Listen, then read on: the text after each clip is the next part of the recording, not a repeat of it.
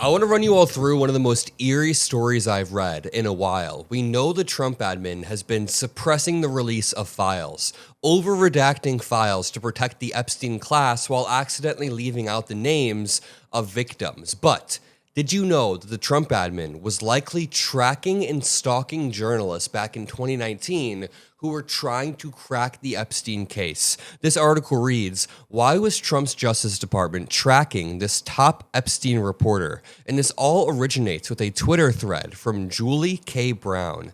Julie K. Brown was a top reporter at the Miami Herald in Florida in 2019 when the Epstein trial was ongoing and hitting its peak. Many different reporters were trying to figure out who else was connected, but we know that rich, powerful elites were stopping those journalists. People in power had every single incentive to make sure that victims never had their voice heard. It's important to point out, the Epstein survivors haven't just been trying for the past year or so. Multiple administrations, multiple judges, and multiple states have let them down. Now, no one has let them down as much as this current administration, which is very clearly playing just a different game here. The Trump administration is trying to hide these files, redact these files, and Trump throws a damn near meltdown every time he's asked about Jeffrey Epstein. So this administration is perpetrating a cover-up worse than Watergate in size, scope, and scale, and we need to be very clear about that. But it's also worth pointing out, these women have been trying to have their voice heard for a while. It's been a while. So this brings us to 2019 and reporter Julie K. Brown. Just to lay the groundwork, Miami Herald investigative journalist Julie K. Brown, whose 2018 reporting essentially reopened the Jeffrey Epstein case, essentially blew it back open, wants to know why her flight information is in the Epstein files. Quote, does somebody at the DOJ want to tell me why my American Airlines booking information and flights in July 2019 are a part of the Epstein files? Just think about this. Julie K. Brown posts American Airlines 2019 flight logs.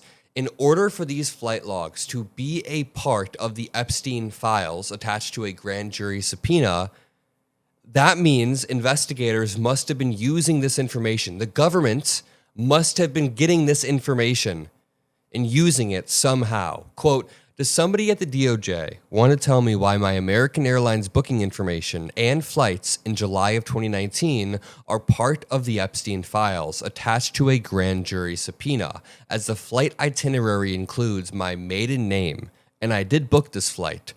Why was the DOJ monitoring me, she asks. Then KT, Special MI6 Operations, says, what the actual F? Trump had reporter Julie K. Brown for the Miami Herald investigations team under surveillance in 2019 because she broke the Epstein story and kept on digging. Obviously too hard for Trump, who wanted to know what she was up to. Trump is a dirty little spy. To continue, I expect my name to be in the Epstein files since the Miami Herald published a series, Perversion of Justice, Brown said on her Substack. So she said, my name being in there wasn't a surprise. She was very, very embedded in this investigation. She lived in Miami, worked in Miami, and reported in Miami at the time. So her name being in there wasn't weird, but she says, what I didn't expect to see was an American Airlines flight record from 2019 with my full name on them, including my maiden name, which I don't use professionally. It's an unusual name, so it's clear to me. The released flight logs occurred during the first Trump admin around the time of Epstein's arrest, which begs the question, why were they following the reporter who was instrumental in putting Epstein's crimes back in the public eye? The wild thing is, if we should be focused on anybody's flight logs or flight records, it's Donald Trump himself. I want to talk about the new connection between Donald Trump and Jeffrey Epstein's flights, but let's continue wrapping up this story. Amber Speaks Up says, why is the government tracking journalist Julie Brown? Over a decade ago, she came closer than most to exposing Epstein's network, largely because she maintained professional boundaries that kept her outside his vortex of influence and control. Unlike people like Steve Bannon, who wasn't even doing reporting. I'm pretty sure he just enjoyed being friends with Epstein for a while. Ask yourself why the Department of Justice would track her, says Amber Speaks Up. Well, maybe because Trump's DOJ knew that there was a lot to be uncovered. This says, breaking, more Epstein files have been released. In a January 2020 internal email, an assistant U.S. attorney in the Southern District of New York wrote that flight records showed, quote, Donald Trump traveled on Epstein's private jet many more times than previously reported or that we were aware, including during the period we would expect to charge in a Maxwell case.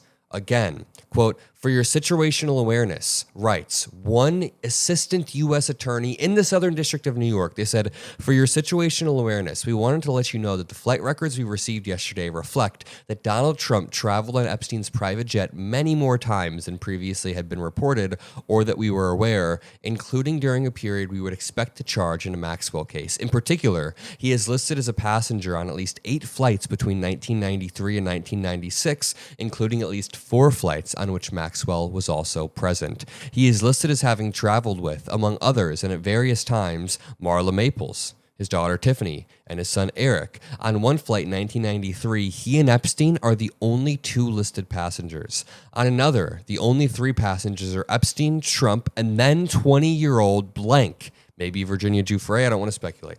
On 2 other flights, 2 of the passengers, respectively, were women that would be possible witnesses in a Maxwell case. Guys, this is massive. This is beyond massive. This is in 4K what the Trump admin has been trying to cover up, trying to hide. And we have dozens and dozens of emails mentioning Trump in an unfavorable way, yet the average American or the average Trump supporter doesn't care. Again, they just put their hands over their eyes and they act like it doesn't exist whatsoever. Well, on the Adam Mockler channel, we're going to continue to relentlessly cover this. So make sure you drop a like and make sure you're subscribed below. To continue, Micah Irfan points out, Trump's name appears in Epstein's flight log 7 different times, by the way. This is Trump saying, I was never on Epstein's plane or his stupid island.